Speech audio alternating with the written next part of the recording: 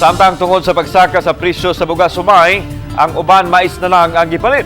Samtang mga rice retailers sa Lapu-Lapu City Public Market malaumon nga sunod buwan maabot ang supply sa mga naani nga bugas didto sa Luzon aron makapatuman na sila sa 41 pesos matag kilo nga presyo. Si Luan Merondina sa report. Aron ma-budget ang konsumo sa pamilya, nahuna-hunaan ni Julie Daitol nga matag panihapon, mais ang ilang lungagon, inay bugas humay. Sa Lapu-Lapu City Public Market, ang mais nga number 16 ug ang Queen G7 nga well-milled rice, mauna lang ang tag 45 pesos matag kilo.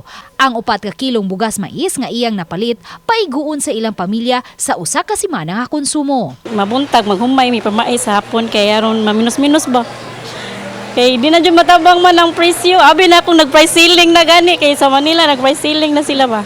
Samtang si Fredo Bacacao, ang labing barato nga bugas humay sa merkado ang iyang gipalit.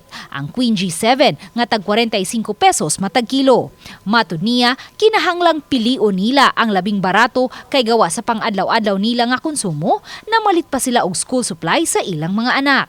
Mas nangita pa gani may ubos-ubosan ng presyo kay total gamitan palit man tagyapong sudan para matuon lang gyud ba. Matud sa rice retailer nga si Maricel Lipardo, kay wala pa'y naabot nga mga bagong naani nga mga locally produced nga mga regular milled rice, hinungdan nga wala pa sila'y mabaligya nga tag 41 pesos matag kilo.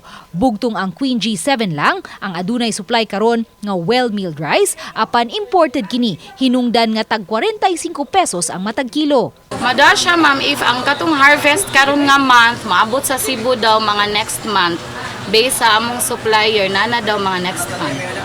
Pay murag ang ilang giuna manggod is Manila pa manggod nag-harvest ato after ato Cebu na daw next month.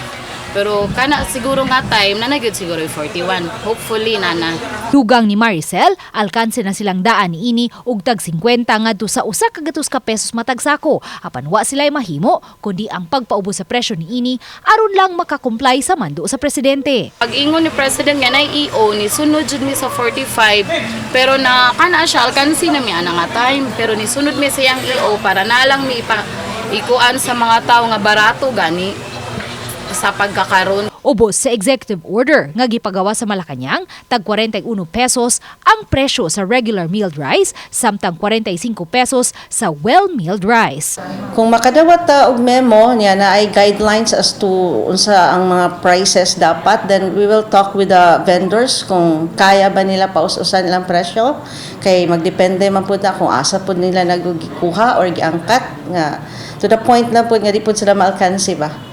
Karong Setyembre 14 ug 15 adunay ipahigayon nga agri-fair sa atubangang bahin sa Lapu-Lapu City Hall, din mapalit sa mas ubos nga presyo ang mga abot sa atong mga mag-uuma sama sa bugas, utanon ug uban pa. Apan alang sa mga yanong konsumidor, mas maayo ang malungtarong solusyon alang ning nasinati nato karong grabing pagmahal sa mga nagunang palaliton.